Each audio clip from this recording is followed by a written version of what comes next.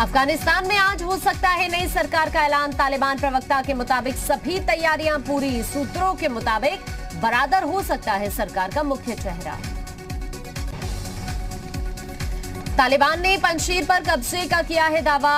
अमरुल्लाह साले ने ऑडियो जारी कर किया खारिज। पंजशीर पर कब्जे को बताया अफवाह। कहा, हम तालिबान का लगातार मुकाबला कर रहे हैं। आज फिर बाढ़ प्रभावित इलाकों का दौरा करेंगे सीएम योगी। सिद्धार्थनगर और महाराजगंज का करेंगे हवाई सर्वेक्षण। मीडिया को देंगे जानकारी। अमेठी सांसद और केंद्रीय मंत्री स्मृति ईरानी का 2 दिवसीय अमेठी दौरा आज। जिले को देंगी कई करोड़ों की विकास योजनाओं की सौगात। लोकार्पण और शिलान्यास कार्यक्रम में होंगी शामिल। आज कानपुर में बीएसपी के प्रबुद्ध सम्मेलन के चौथे चरण का होगा समापन समारोह। बीएसपी के राष्ट्रीय महासचिव सतीश चंद्र मिश्रा समेत कई वरिष्ठ नेता शामिल होंगे। सीएम पुष्कर सिंह धामी का जनता मिलन कार्यक्रम आज सुबह 10 बजे से दोपहर 12 बजे तक सुनेंगे जनता की समस्याएं। मौके पर ही समस्याओं का निस्तारण करने की कोशिश होगी। दिल्ली में गृह मंत्री अमित शाह से मिले यूपी के डिप्टी सीएम केशव प्रसाद मौर्य ने ट्वीट कर दी जानकारी। प्रदेश में जारी योजनाओं और चुनाव की तैयारियों पर चर्चा हुई। यूपी में मदरसों को सरकारी फंडिंग का मामला। हाईकोर्ट के सिंगल बेंच के निर्देश को डिवीजन बेंच पे चुनौती दी गई। मदरसा प्रबंध समिति ने दाखिल की स्पेशल अपील। जौनपुर में नेता प्रतिपक्ष ने बीजेपी पर निशाना साधा। कहा, मौजूदा सरकार ने एक भी विकास का काम नहीं किया। संकल्प पत्र पर किए वादे जमीन पर नहीं दिखे। कानपुर में बीजेपी के युवा मोर्चा के जिला अध्यक्ष के स्वागत में जमकर उड़ी नियमों की धज्जियां। कार के ऊपर बैठकर कार्यकर्ताओं ने नारे लगाए। काफिले की वजह से लगा लंबा जाम। लखनऊ में प्रदर्शन कर रहे शिक्षक भर्ती अभ्यर्थियों के समर्थन में पहुंचे सपा के एमएलसी राजपाल कश्यप। शिक्षक भर्ती में आरक्षण घोटाले को लेकर चल रहा है प्रदर्शन। सिद्धार्थनगर में बीएसपी के प्रबुद्ध वर्ग सम्मेलन का आयोजन हुआ। महासचिव सतीश चंद्र मिश्रा ने बीजेपी पर निशाना साधा। कहा, सनातन धर्म को खत्म करना चाहती है बीजेपी। कानपुर में सपा विधायक ने महंगाई के खिलाफ अनोखा प्रदर्शन किया। बड़े चौराहे पर गैस सिलेंडर की पुष्पांजलि सभा का आयोजन किया। सरकार का ध्यान आकर्षित करने के लिए श्रद्धांजलि सभा का आयोजन किया गया। बागपत में बीकेयू के राष्ट्रीय अध्यक्ष नरेश टिकैत ने किसान यूनियन और आरएलजी कार्यकर्ताओं से पंचायत में पहुंचने का आह्वान किया। 5 सितंबर को मुजफ्फरनगर में होने वाली है महापंचायत। 2022 के विधानसभा चुनावों को लेकर तैयारियां तेज। चंदौली में सपा के राष्ट्रीय सचिव ने शुरू किया बूथ अभियान। ग्रामीणों से मुलाकात की। जेडीयू नेता केसी त्यागी ने बड़ा बयान दिया। कहा, 2022 के यूपी विधानसभा चुनाव में उतरेगी जेडीयू। बोले, बीजेपी का साथ नहीं मिला तो अकेले चुनाव लड़ेंगे। यूपी के पंचायती राज मंत्री भूपेंद्र सिंह चौधरी ने सपा और बसपा पर निशाना साधा। कहा, दोनों पार्टियां परिवारवाद की राजनीति को बढ़ावा देती हैं। लखनऊ पहुंचे केंद्रीय राज्य मंत्री कौशल किशोर ने बीजेपी सरकार की उपलब्धियां गिनाई। सपा, बसपा और कांग्रेस पर निशाना साधा। लखनऊ में गन्ना किसानों के लिए किया गया बड़ा ऐलान। गन्ना मंत्री सुरेश राणा ने कहा, गन्ना किसानों के साथ खड़ी है सरकार। बताया, सरकार जल्द गन्ने पर राज्य परामर्श मूल्य बढ़ाएगी। गोरखपुर में एसपी सिटी ने कचहरी की सुरक्षा व्यवस्था का जायजा लिया। वकीलों से मुलाकात कर फीडबैक लिया। सुल्तानपुर के दौरे पर सांसद मेनका गांधी स्वास्थ्य केंद्र में बने रैन बसेरे का लोकार्पण किया। गढ़वा गांव में तबेले में बंधी गाय को चारा खिलाया। औरैया में किसान को खुदाई कराते समय मिले 12 सिक्के, 10 सिक्के पीले और 2 सिक्के सफेद धातु के। जांच में जुटे पुलिस। मुजफ्फरनगर में रविवार को होने वाली किसान महापंचायत की व्यवस्थाओं का डीआईजी ने जायजा लिया है। कार्यक्रम को लेकर अलर्ट मोड पर है पुलिस और प्रशासन। रामपुर में अब्दुल्ला आजम के 2 जन्म प्रमाण पत्र वाले मामले में शिकायतकर्ता ने दर्ज कराया बयान। रामपुर के एमपी एमएलए कोर्ट में सुनवाई हुई। कन्नौज में डेंगू ने पसारे पैर। कई लोग बुखार की चपेट में आए। सीएमओ ने कहा, अभी तक डेंगू के 16 केस मिले। ग्रामीणों का स्वास्थ्य विभाग पर लापरवाही का आरोप। मथुरा में डेंगू ने कहर मचाना शुरू किया। कोह गांव में रहस्यमय बीमारी से अब तक 12 बच्चों की मौत हुई। स्वास्थ्य विभाग कैंप लगाकर कर रहा महामारी रोकने का दावा। लगातार बदल रहे मौसम की वजह से हमीरपुर में लगातार बढ़ रहे हैं डायरिया के मरीज। सरकारी और प्राइवेट अस्पतालों में मरीजों की भीड़। कानपुर में बच्चों को तेजी से जकड़ रहा है वायरल फीवर। हैलेट अस्पताल के बाल रोग विभाग ने बेड बढ़ाकर किए जाएंगे डबल। सहारनपुर में किसान महापंचायत को लेकर अलर्ट पर पुलिस और प्रशासन। सुरक्षा के किए गए कड़े इंतजाम। बॉर्डर पर विशेष अलर्ट। बागपत में मिशन शक्ति के तहत किया गया कार्यक्रम का आयोजन। कार्यक्रम में राज्य महिला आयोग के उपाध्यक्ष ने छात्राओं को संबोधित कर जागरूक किया। प्रतापगढ़ में विजिलेंस टीम ने घूस लेते हुए खंड शिक्षा अधिकारी को गिरफ्तार किया। एरियर भुगतान करने के लिए 10,000 की रिश्वत लेने का आरोप। कोरोना महामारी के दौरान अच्छा काम करने के लिए आजमगढ़ में सफाई कर्मचारियों का सम्मान हुआ। कर्मचारियों को प्रशस्ति पत्र देकर सम्मानित किया गया। आजमगढ़ में स्क्रैप नीति के तहत सड़कों पर चलेंगी गाड़ियां। 15 साल के बाद अनफिट गाड़ियों को सड़कों से हटाया जाएगा।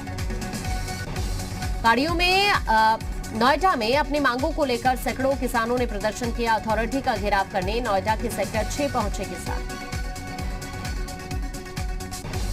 जौनपुर में शराब की दुकान पर बदमाशों ने लूट की घटना को अंजाम दिया। पुलिस ने मामला दर्ज कर जांच शुरू की। बागपत में स्वयं सहायता समूह की महिलाओं ने बीएमएम पर लगाया अभद्रता का आरोप। महिलाओं ने प्रदर्शन करते हुए डीएम को ज्ञापन सौंपा। बुलंदशहर में 8 साल की नाबालिग के साथ रेप और हत्या के दोषी को सुनाई गई फांसी की सजा और 1 लाख रुपए का जुर्माना। 4 अगस्त 2020 को वारदात को दिया गया था अंजाम। हमीरपुर में जमीन के विवाद को लेकर हुई अंधाधुंध फायरिंग। पूर्व प्रधान के घर में की गई तोड़फोड़। पूरी घटना सीसीटीवी में कैद। पुलिस ने शुरू की जांच। शाहजहां पुलिस ने लुटेरी दुल्हन को गिरफ्तार कर पूरे गैंग का पर्दाफाश किया। आरोपियों के पास से 48,000 कैश और जेवर बरामद। हमीरपुर में 2 दिन पहले हुए 11 साल के लड़के की हत्या का पुलिस ने खुलासा किया। महज 60 रुपए के उधार के लिए दोस्त ने की थी हत्या। आरोपी लड़का गिरफ्तार। ललितपुर पुलिस ने 3 गांजा तस्करों को गिरफ्तार किया। तस्करों के कब्जे से लगभग 6 किलो गांजा बरामद। ललितपुर में 2 दिनों में 4 लोगों ने आत्महत्या की। चारों मामलों में जांच कर रही है पुलिस। देवरिया में हाथी से परेशान लोगों में दहशत का माहौल। वन विभाग की टीम कई दिनों से हाथी को पकड़ने की कर रही है कोशिश। बुलंदशहर में महिला का शव फांसी पर लटका मिलने से मचा हड़कंप। परिजनों ने ससुराल पक्ष पर लगाया दहेज हत्या का आरोप। मामले की जांच में जुटे पुलिस। सिद्धार्थनगर में पुलिस और बदमाशों के बीच मुठभेड़ हुई। एक बदमाश को तमंचा कारतूस के साथ गिरफ्तार किया। गिरफ्तार बदमाश पर कई आपराधिक मामले दर्ज हैं। कासगंज में अज्ञात हमलावरों ने की होमगार्ड की गोली मारकर हत्या। शव को कब्जे में लेकर मामले की जांच में जुटे पुलिस। कन्नौज में ट्रैवल एजेंसी के संचालक से हुई लूट का पुलिस ने खुलासा किया। लूटी हुई कार के साथ 3 बदमाशों को गिरफ्तार किया। शामली में स्कूल के बाहर छात्रों के 2 ग्रुप में हुए विवाद के बाद चाकू चला। तहरीर के आधार पर मामले की जांच में जुटी पुलिस। मथुरा में पत्नी की हत्या करने वाले शख्स को सुनाई गई आजीवन कारावास की सजा और 10,000 का जुर्माना। 4 साल पहले घरेलू विवाद के चलते की गई थी पत्नी की हत्या। ललितपुर में 300 आउटसोर्सिंग सफाई कर्मियों को हटाने पर हुआ प्रदर्शन। नगर पालिका परिषद ने फंड का हवाला देते हुए सफाई कर्मियों को हटाया। बुलंदशहर में चाचा पर लगा भतीजी को गोली मारने का आरोप। युवती को इलाज के लिए भर्ती कराया गया। आरोपी को पुलिस ने गिरफ्तार किया। नोएडा में पुलिस ने लूट की घटनाओं को अंजाम देने वाले 2 आरोपियों को गिरफ्तार किया। कब्जे से लूटा हुआ सामान और मशीन बरामद। बुलंदशहर में चोरी का खुलासा न होने पर पीड़ित परिवार ने एसपी ऑफिस में की आत्मदाह की कोशिश। मौके पर मौजूद पुलिस कर्मियों ने परिवार को रोककर कार्रवाई का आश्वासन दिया। नोएडा पुलिस ने घरों में चोरी करने वाले 3 चोरों को गिरफ्तार किया। कब्जे से 2 लैपटॉप, प्रेस और चाकू बरामद किया। पीलीभीत में पुलिस और बदमाशों के बीच मुठभेड़। पुलिस ने 4 बदमाश गिरफ्तार किए। बदमाशों के कब्जे से तमंचा बरामद। सहारनपुर में शादी के 12 साल बाद शख्स ने पत्नी को 3 तलाक दिया। मायके से 1 लाख रुपए न लाने पर तलाक दिया। पुलिस ने आरोपी को गिरफ्तार किया। सोनभद्र में कोविड L2 अस्पताल के संविदा कर्मचारियों ने हंगामा किया। नौकरी से अचानक निकाले जाने पर सीएमओ आवास के बाहर प्रदर्शन किया। महाराजगंज पुलिस ने गोकशी की घटना में शामिल 3 आरोपी गिरफ्तार किए। कब्जे से मांस और हथियार बरामद। रामपुर में लेखपालों ने सीओ मिलक के खिलाफ धरने की चेतावनी दी। सीओ पर लेखपाल से बदसलूकी करने का आरोप। कानपुर में कलेक्ट्रेट परिसर स्थित एनआईसी के जनरेटर रूम में आग लग गई। कर्मचारियों ने आग पर काबू पाया। शॉर्ट सर्किट की वजह से आग लगी। बाराबंकी में तेज रफ्तार कार और रोडवेज बस की टक्कर हो गई। हादसे में महिला की मौत, 8 लोग गंभीर रूप से घायल। मसौली थाना क्षेत्र के बड़ा गांव के पास हादसा हुआ। अल्मोड़ा के मंदिरों और पर्यटन स्थलों पर कम संख्या में आ रहे हैं पर्यटक। पर्यटन से जुड़े कारोबारियों का कारोबार हुआ चौपट। हल्द्वानी में पुलिस ने चोरी और लूट की घटनाओं को अंजाम देने वाले आरोपी को गिरफ्तार किया। आरोपी के कब्जे से 3 स्कूटी और महिलाओं की पर्स भी बरामद। चमोली में 2021-22 के लिए सी ग्रेड सेब के विपणन के लिए न्यूनतम समर्थन मूल्य घोषित किया गया। 10 रुपए प्रति किलोग्राम की दर से न्यूनतम समर्थन मूल्य किया गया निर्धारित। रुद्रप्रयाग के आपदा प्रभावित क्षेत्रों के 76 परिवारों को सुरक्षित स्थानों पर किया जाएगा विस्थापित। परिवारों को विस्थापित करने के लिए मिली लगभग 3.25 करोड़ रुपए की स्वीकृति। टोक्यो पैरालंपिक में भारत को 13वां मेडल। हरविंदर सिंह ने तीरंदाजी में जीता ब्रॉन्ज। प्रधानमंत्री मोदी ने हरविंदर सिंह की ट्वीट कर बधाई उन्हें दी। गृह मंत्री अमित शाह आज ओलंपिक मेडलिस्ट मीराबाई चानू को सम्मानित करेंगे। पुलिस अनुसंधान और विकास ब्यूरो के 51वें स्थापना दिवस समारोह पर सम्मान होगा। बंगाल में चुनावों के बाद हुई हिंसा पर सीबीआई ने दायर की 2 चार्जशीट। पहली चार्जशीट में 4 जबकि दूसरी चार्जशीट में 2 आरोपियों के नाम। चुनाव के बाद हुई हिंसा में अब तक 34 मामले दर्ज कर चुकी है सीबीआई। जेईई मेंस की परीक्षा में हुई गड़बड़ी पर सीबीआई ने 7 लोग गिरफ्तार किए। आरोपियों में एफिनिटी एजुकेशन प्राइवेट लिमिटेड के 3 निदेशक शामिल। सभी पर ऑनलाइन परीक्षा से छेड़छाड़ करने का आरोप। मनसुख हिरेन हत्याकांड में एनआईए ने दायर की चार्जशीट। 10,000 पन्नों की चार्जशीट में सचिन वजह समेत 10 आरोपियों के नाम। सचिन वजह पर मनसुख हिरेन की मौत की साजिश रचने का आरोप।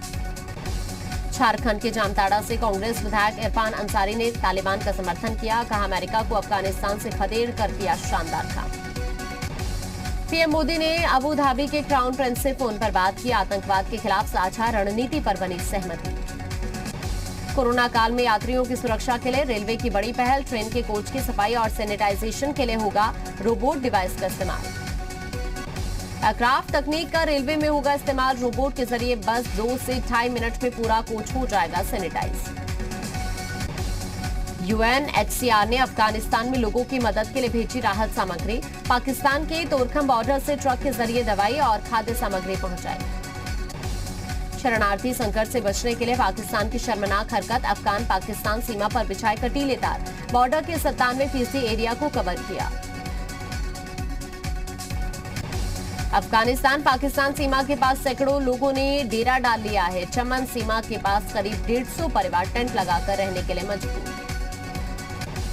अमेरिकी विदेश मंत्री का बयान। कहा काबुल में फंसे लोगों की वापसी के लिए अमेरिका प्रतिबद्ध। कतर और तुर्की से बात कर काबुल एयरपोर्ट जल्द शुरू करने की कोशिश।